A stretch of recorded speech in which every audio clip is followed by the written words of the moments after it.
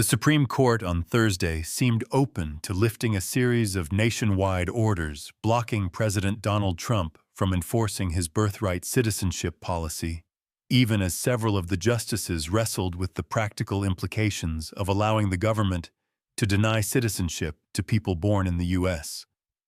After more than 2 hours of argument, it was uncertain how a majority of the court might deal with those two competing interests. Some key conservatives suggested that the groups challenging Trump's order might look to other types of lawsuits to stop the policy from taking effect.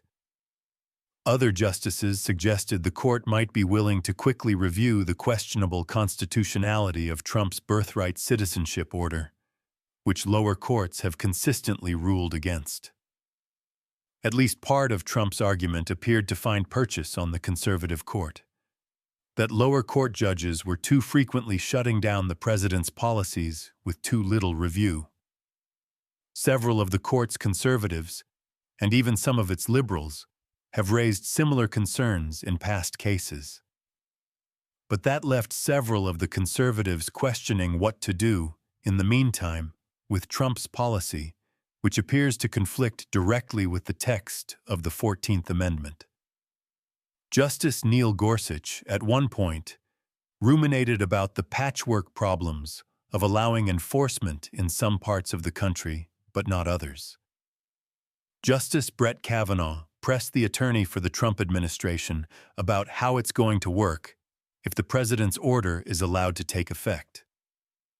Both are conservatives. Here's a look at some of the key takeaways from the argument.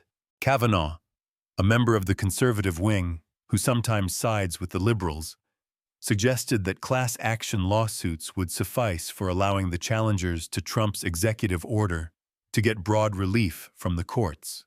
He brushed away the suggestion from challengers that relying on class certification as a tool raises many of the same issues as nationwide injunctions the president is complaining about. It's a technical point, Kavanaugh acknowledged, but a potentially important one. Part of what Kavanaugh seemed to be saying was that there was another way for the groups challenging Trump to quickly shut down the order.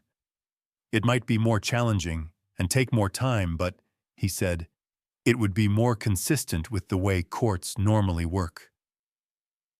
"We care about the technicalities," Kavanaugh said at one point. "When judges certify a class of people who will be affected the outcome of a lawsuit, they must consider who would be affected by the court's ruling. That's a higher hurdle to clear than simply reviewing the policy for its likely legality and shutting it down."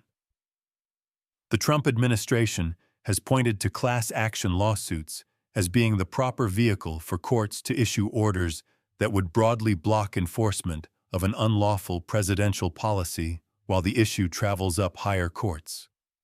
But liberal justices on Thursday and conservative Justice Amy Coney Barrett grilled Solicitor General D. John Sauer on the possibility that the administration would even fight in court against a request for class certification in this case.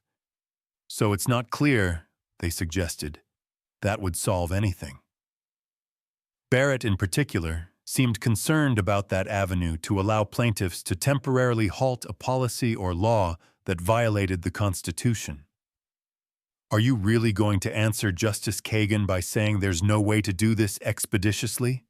an incredulous Barrett pressed Sauer.